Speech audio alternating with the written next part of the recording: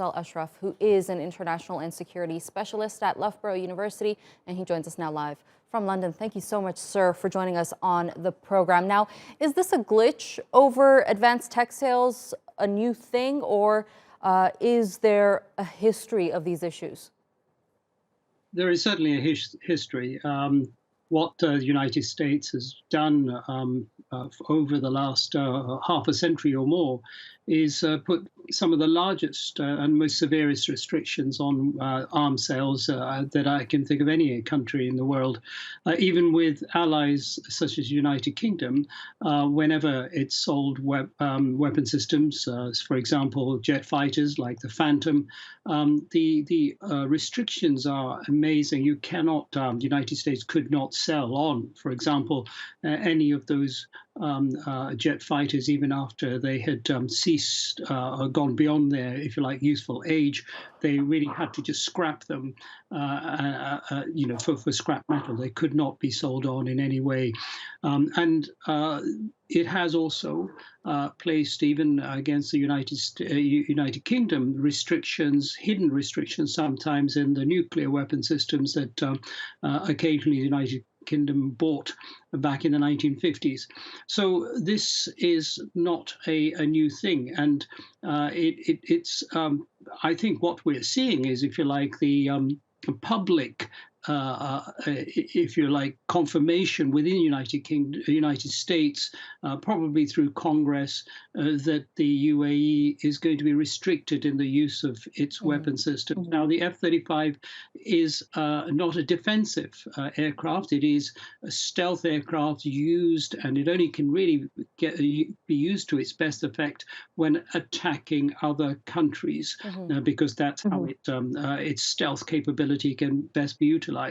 And of course, the United States wants to restrict where it can be used. And I think it can do so not just through, if you like, contractual arrangements. It can do so very easily, and probably has done so, because nowadays software can have things such as geo gates, which will prevent geofencing, which will prevent software from operating or restrict operations outside certain territorial boundaries. Well, there are reports that this deal was suspended because of the Yemeni conflict and because of the UAE's other deals with China. What is the real issue here? Well, I think that certainly the restrictions were put by the Biden administration because the Yemeni conflict is a pretty nasty conflict where thousands of innocent civilians have been caught up in what is a difference of policy between certain Gulf states and the Yemeni rebels about who should govern. But in the meantime, tens of thousands, if not hundreds of thousands of innocent civilians have been caught up. The UN said in 2014 that Yemen had the worst humanitarian crisis in the world, and it's continued to suffer that.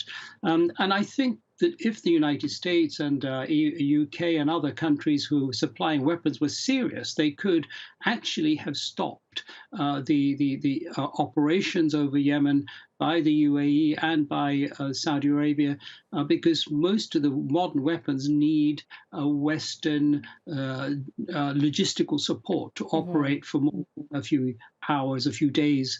And so I think this is really to pacify public opinion, which is quite rightly asking, why are we supporting or facilitating this horrendous conflict? So I think that there was probably serious. And as far as the sort of new allegations about Chinese building a port in the UAE is concerned, I think that too is part of the wider conflict the US has with China. And these are excuses, really. Right. And we are talking about a $23 billion deal here, but it's not just about the money, is it? What would the US be missing out on by not locking this deal in with the UAE? Well, I think there's very little chance of this deal not going ahead. I almost certainly it will go ahead because of the commercial sums involved.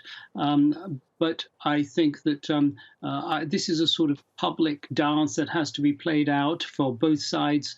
In the end, I think the UAE is smart enough to know that they can't really get away with doing anything, whether it's with the F-35 or with their existing weapon systems, that the United States would not approve of. But that is something that the UK, France and Israel discovered back in the 1950s with the Suez crisis. The United States will not allow even its closest allies to embark on wars and conflicts that it does not approve. And the UAE, I think, understands that. So this deal will go ahead.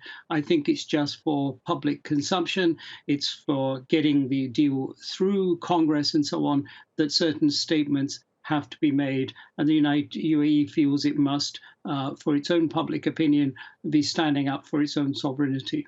All right, Afzal Ashraf, thank you so much for joining us here on the NewsHour and sharing that insight with us.